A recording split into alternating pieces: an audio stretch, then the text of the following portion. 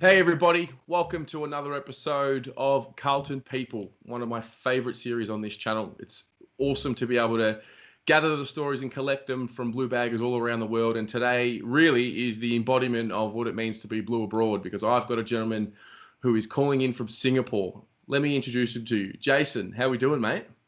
Hey Terry, how are you, man? I'm good. We've just been chatting before we went onto a recorded video, but why don't you give us a bit of an insight? What's happening in your world?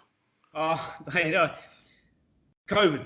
Yeah. COVID, pretty much the staple. I've been stuck here in Singapore for 16 months now. As I spoke to you before previously, I was the day before the entire sort of world lockdown. My flight was going out the next day.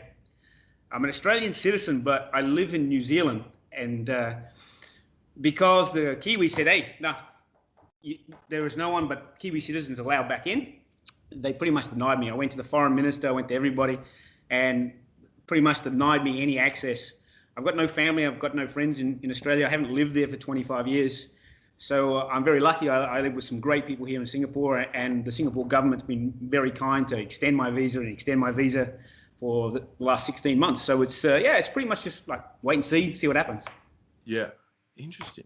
Very, very interesting. Yeah, I think it's always good to hear what's happening in other parts of the world, because here in Australia we can definitely live in our own little bubble, and we're sometimes we're a little ignorant to what's happening outside of our world. But yeah, it's an interesting situation. But we all do have one very important thing in common with you, and that's that we're all, I don't know if we call ourselves psychotic or insane, but we're all Carlton supporters. So we're all hanging in for the good time, man. We're hanging in for the good times, and hopefully they're around the corner. Yes. Well, why don't we start your story from there? Like, how did you become a supporter, and where is day one? And explain to me day one of being a Carlton supporter. Okay, really quickly, I'll step back if I can, Terry. Yeah. Okay, my father, he was pretty much the youngest player ever to play first grade for Glenelg in the Sandford. He tells me he was 13 when he actually played first grade, but I think I checked and he was 14. He was a big guy. He's like 13 stone. He was All-Australian captain and schoolboys and all that sort of stuff. Magic cricketer. So he was the guy. He was going to Footscray. They recruited him to go to Footscray, and just before he went the first time, he busted his leg in a motorbike accident.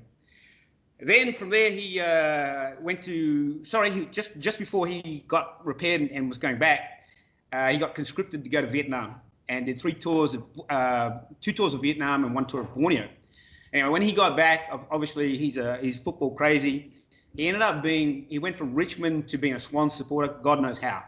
But he also played in the ACTAFL, in the ACT League, because we moved to Canberra, and we played for Belconnen, and Belconnen has the same jumper, the same logo, except it says BFC rather than CFC. So we're all Mad Blue supporters. I started when I was 2. I played under 7s when I was 2. I still remember stamping on the ice puddles to break the ice, to play. I used to hug the goalpost. Didn't do much, of course, because I'm playing against 7-year-old kids and I'm 2. So I started then, and it just went from there and went from there. My father was my coach for a long, long, long time. And we just, it just evolved, and I got better and better, and I had a few skills. But, I was a real small kid. So I had to work harder and be tougher than everybody else. And, that's kind of where it started. I started at 2, and I finished it at 18.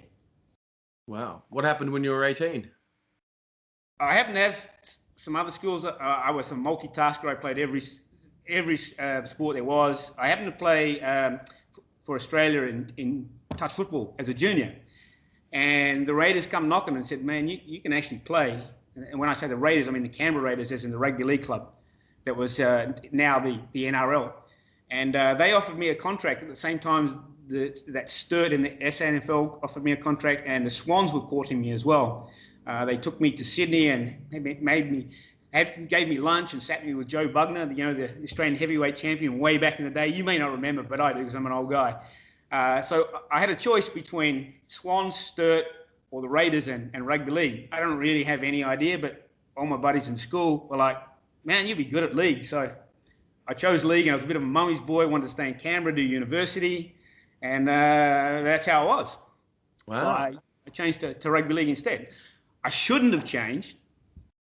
I was way better at AFL, but there you go.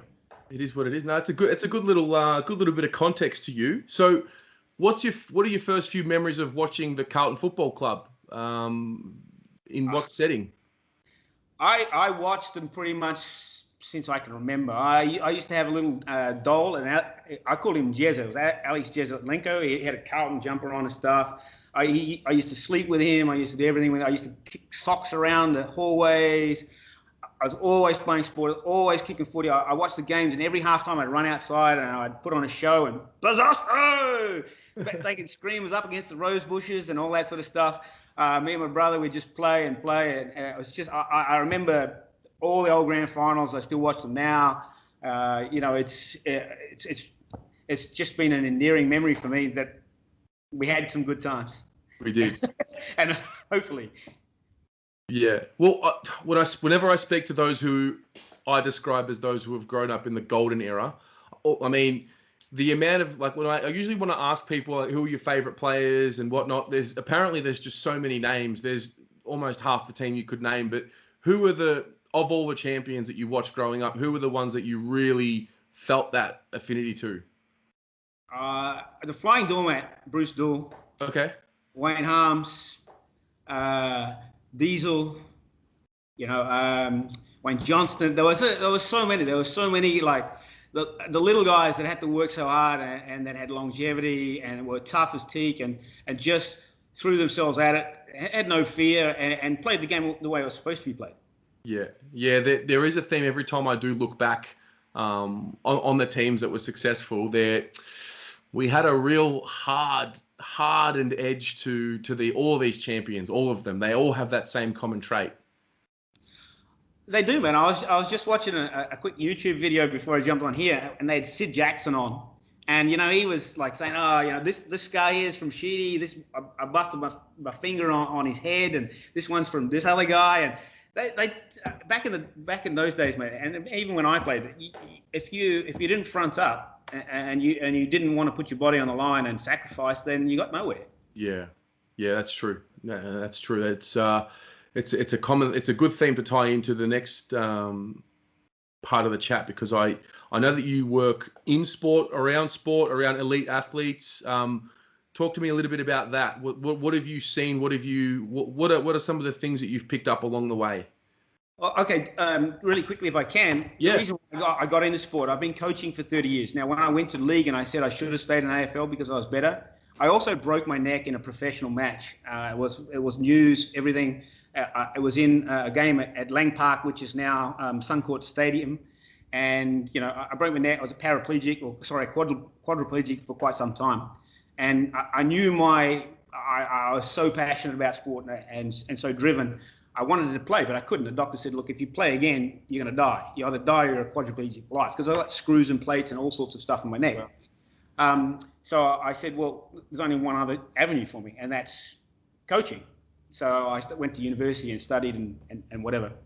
And now I've studied in 6 different I've coached in 6 different countries, Olympic level, World Championships, Commonwealth Games, across the whole gamut of every sport you could possibly think of.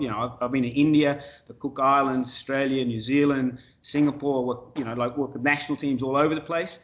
But the one thing that I really have worked out is that the women are much more focused and much more driven than the guys. I've worked in netball and a whole range of other sports, and my God, man, when they lock in, and I'm just in awe of what some of the women that I've worked with, and I'm sure like the AFLW girls at Carlton and all across that spectrum, they're just the same like that, and it's about time that they get paid their dues too.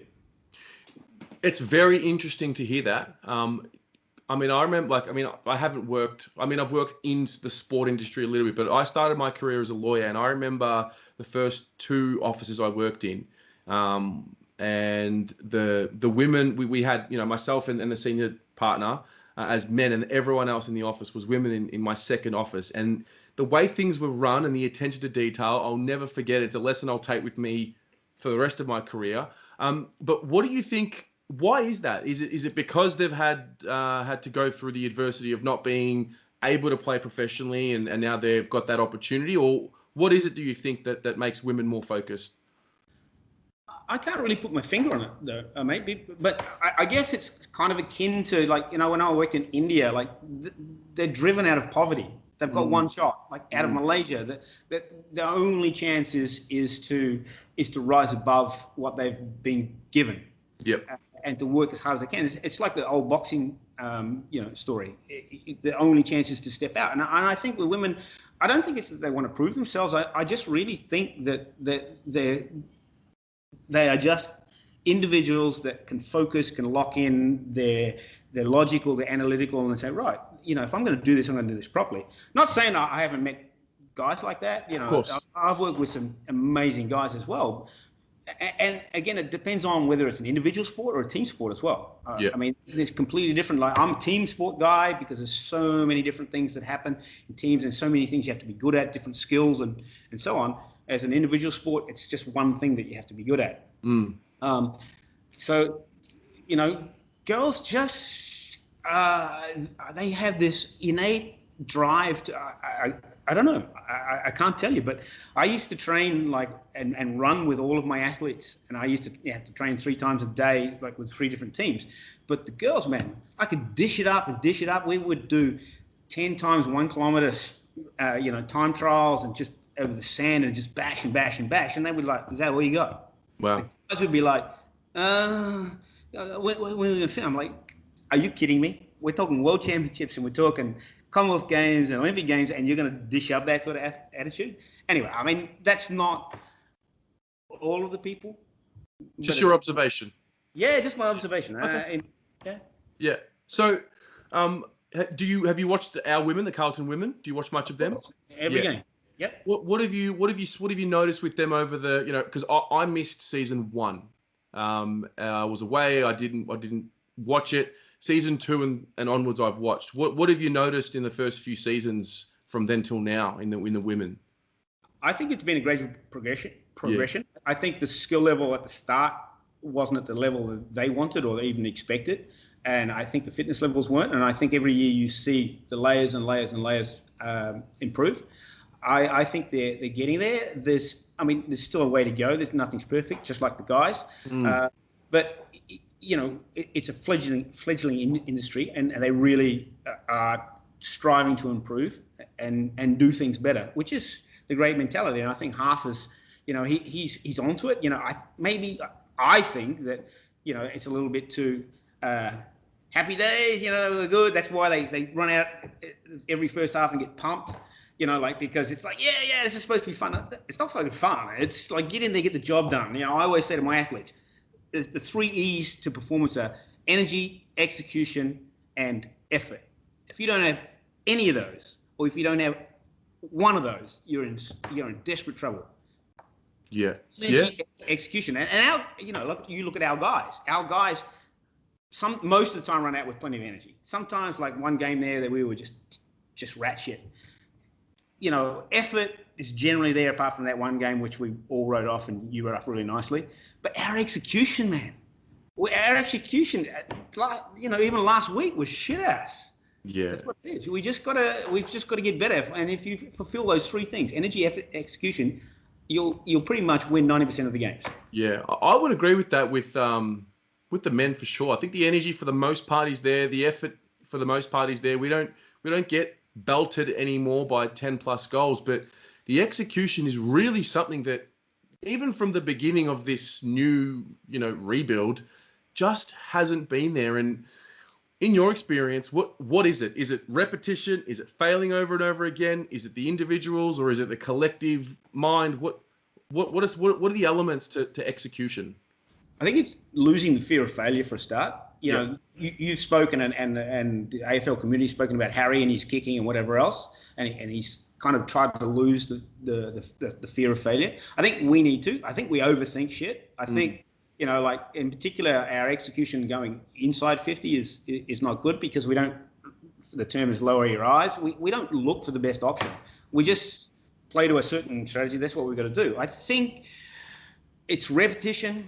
I think it's it's a mindset, and I think it's losing the fear of fuck. If this goes wrong, do I lose my spot? Mm. I mean, Tigi's not a guy who's just going to scratch you out and say, see you, piss off. You know, you've got to fuck up a few games in a row before he moves you on. So just let loose, man. Just go. You got one shot at life, right? It's yeah. I resonate with so much of what you're saying. I noticed these, like, the good teams who go on to become the great teams. Like Richmond's the perfect example. They were doing the same thing, bombing it inside 50. I remember it like it was yesterday. And you watch them now, and whenever they're sort of between that 50 meters to say 80 meters from goal, and there's pressure and there's 2 or 3 guys coming at them, they always seemingly have that extra half a second to make a decision, or it's like they're able to slow down things in their mind. Correct, man. We just rush everything. We panic. Like we just, in packs, you said it 1,000 times. We just bomb it out. Like most of the better players, the great players, they take time. They can see, but they don't just see. They scan. They scan like that. This is something that I think our team needs to really bring in, like scanning the field, scanning your surroundings, and knowing that there's a guy on my left, one in front, one behind, and you can see that. I mean, I've been training that. I can train 5 people with 10 balls all at once, all in motion. You need to be able to see everything. And if you can control 5 people, 10 balls, all in motion one time, surely you can control 1 ball with 2 people, right? Absolutely. It's slowing time. It's thinking through things, but at speed, and executing. That's all it is. That's what I meant by execution. You just need to execute it. I don't just bomb the ball down the field where I can look, give the ball to Terry. Terry look, and all of a sudden, chains open, and away we go. Yeah, they do. They make it look so hard at times, excruciatingly hard at times. So, what's your game day experience like in Singapore? You stream it. How does it go? Give me a day in life. Okay, I'm lucky enough to be a Carlton member. So as a Carlton member, I get watchafl.com overseas. So I get to watch. I get to watch live. I sit down. I get hot and sweaty. I drink beer after beer. Scream at the screen. Bang the table. Scream at the screen. And I watch it on my computer. But that's kind of how it is. Yeah, no, I can relate. I definitely remember. I'm with you, man. I get pumped up I get really pumped up when we win, and I'm just like, woo! And my flatmates are like, oh, so you guys won? I'm like, yeah. And I've even signed them up as members. So we've got a few Singaporean members. I'm doing a drive, but when we lose, I get on and do the AFL, read all the news and stuff when we win, and I watch the replays 2-3 times. When we lose, nah. Forget it. Ain't touching it. Ain't watching news for a week. Ain't touching it. Yeah, we've come a long way. This men's group. I mean, I was in Tel Aviv, living there for a couple of years, and the second half of 2017, I got there, and so basically I watched all of 2018 while over there, and thank goodness, because we won. Like it's hard. It's actually hard to believe we won 2 games in a season. We were shit, man. We were. I mean, we're, obviously very young and whatnot, but what are your observations of this group and this rebuild and just club as a general from afar? Well, obviously, from a club's perspective, we're doing great. Record numbers of members and so on. The outreach and the business acumen that they have, and Kane Liddell and all of his crew are doing an amazing job. I think Tigi's doing a really good job. I think we're not far away. I think we're on the edge. And to me, it's just making the moments matter, because the moments do matter. You know, it's just those little things. We're 4-6 now, right? We could have been 6-4. We are still in the hunt. If we win this weekend and we match up very well against Sydney, we play pretty well in Sydney. I think we're not far away. And I think if we get our forward line functioning properly, and I think Jack Silvani is the key, because when he's in, we win and we play well, because he's a hunter. He's a tiger, man. That guy he rips in and he does the little things. He just does the 1%ers all over the place. Yeah. I'm really happy that Nick Newman's back, because with him, I don't think we lose.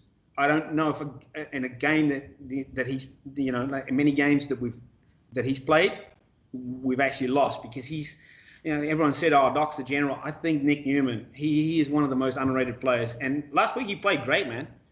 Unheralded, but I think he's a key. And I think if Ed Kerner can just polish up, man, the guy gets so much ball and he's so hard at it, and he's such a good team, man. If he can just polish up and not just bomb the ball, I think, there's so much. We don't even need Patrick. Patrick's in there, he's handballing around. Cripper, he's a great player. Don't get me wrong, he's an amazing player, but he's in there, he's handballing around. Just get the ball to Walsh. Ed, clean up, and just get our forward line functioning. I think we're a chance. Yeah, I think we're a big chance.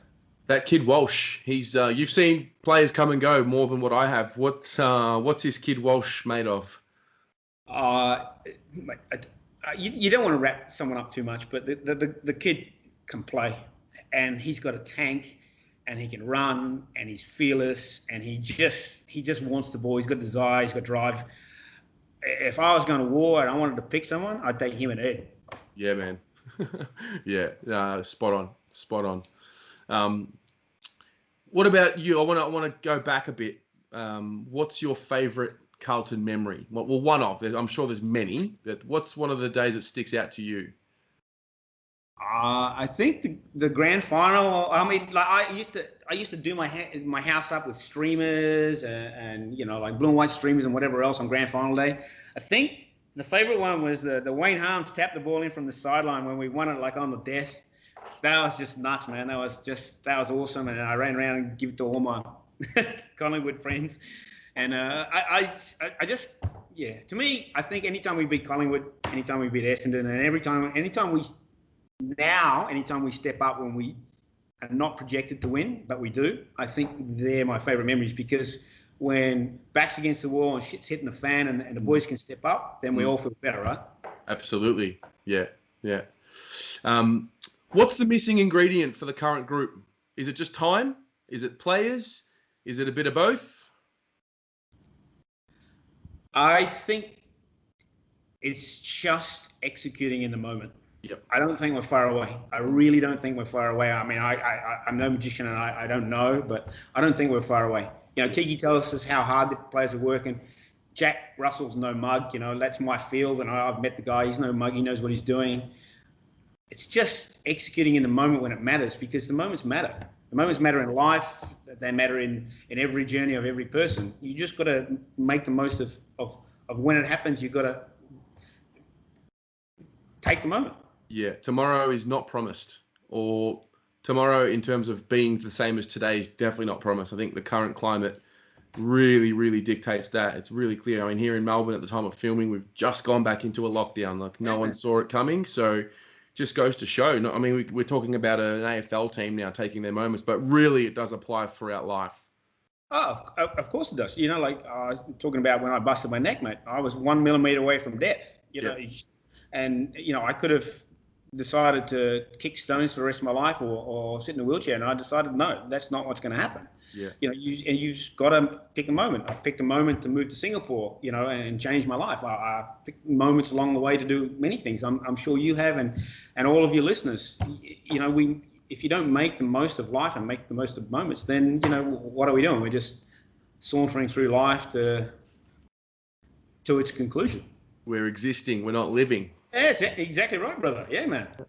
I feel you. Well, mate, it's been an absolute pleasure to chat with you. Before I do let you go, though, I've got to ask you, because I ask everyone, to give a bit of a prediction as to when you think the next premiership cup is being lifted. I think the girls are probably closer to the guys, to be honest. But when do you see it all coming together for both? Okay. Two things, if I can, and remind me of the second one when I finish. Yes. Your question, if I could. I think we can make the finals this year. Yep. I don't know whether we will, but I think we can if we put it all together. I think if we make it, I don't think we'll progress far. Yeah. I think next year we'll be better again, and I think so. I reckon 2023 is our till. Wow. That really isn't far away. It's not far away. It's not. I mean, we're really close. I mean, I'm sounding like Pommy now, but we're close. It's not far away. We're only executing in the moments off. That's all it is. Do you feel like once they actually get over the hump, they'll never look back? I think when they learn how to win, Yeah. they won't look back. Yeah. At the moment, we don't really know how to win. We kind of get there and we knock on the door, and honourable loss. They spoke about it ad nauseum last year. I think, fuck it, win.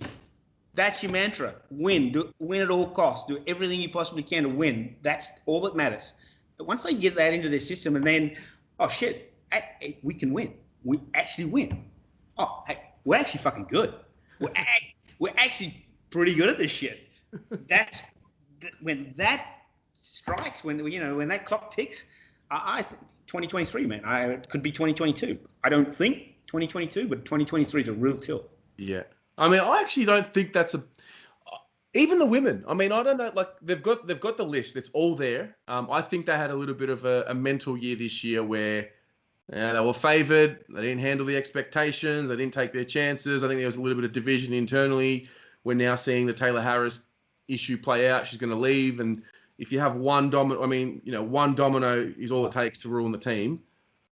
I agree with you there, man. I've been watching the Taylor Harris situation, and I think if half and the board of selectors, or whatever the structure is, take that stand, everybody's on notice now. Like, fuck, they're going to let her go? Yes. Holy shit. Right. Let's get to it. Yeah. No, I'm with you. Jason, sorry, yes? Before you go, man. Sorry, the second thing that we've spoken about this, we didn't bring it up, but I have a ball, a fully signed Carlton ball from the 1970s. I'm waiting to verify the year, but I think it's somewhere between 74 and 76. Right. Some mega names on that. It's totally legit. The only problem is that it's with my family in New Zealand, so I don't have it with me, so I can't show you. Yes. I would love to, with you and the Blue Broad channel, to be able to auction that off. Yes. In whatever, however we can work that out. I'd like to donate it to you guys, and hopefully, if the proceeds are enough, we can get you guys to sponsor another player. Mate, that is phenomenal. I really do appreciate that. I did mention it earlier this week on the Blue Broad show, and I just raised it out there just to see who was curious. But I'm going to put some images over our faces right now that'll show the ball for those watching. And so the ball is from the 70s. You're going to verify at some point where it's from? It's okay. So I won it as a best player in the ACTAFL League as a junior. Yep. And as the best player of that round, you got to choose from which team you wanted a signed ball from. Obviously, I chose the Blues, the Baggers, and it's got some amazing names on there. Yeah, I mean it's slightly faded, but it's totally legit. I've presented it on TV, etc. It's my most prized possession. I've sold, being here in Singapore for 8 years, I've sold my entire household contents, everything. The only two things I have is that and a Glenelg ball. And obviously the Baggies one is my most prized possession, but I want to donate it because I want it to go to somebody that will cherish it, and I want it to go to a Carlton home. Yeah, no, I appreciate it, mate. It really means a lot that you're giving up that for the channel and for the footy club, and I think it's going to raise some serious funds. What we'll do is, for those who have actually watched this video to this point, you're in good luck because you've now heard this information. So get in touch with, you can get in touch with me directly on any of the social media channels, Facebook, Instagram. You've got my email there as well. If you'd like to make a private offer, and then maybe we'll wait a little bit, and if we get a good enough offer, we'll see what Jason thinks. Otherwise, we will go to a live stream auction of some sort. But Jace, mate, thank you very much for that. My pleasure, mate. And I think you're doing a great job, and you make Carlton proud. Thank you very much, mate. Well, let's leave it there. We'll be in touch for sure. And go the Mighty Blues. Excellent, brother. Take care, man.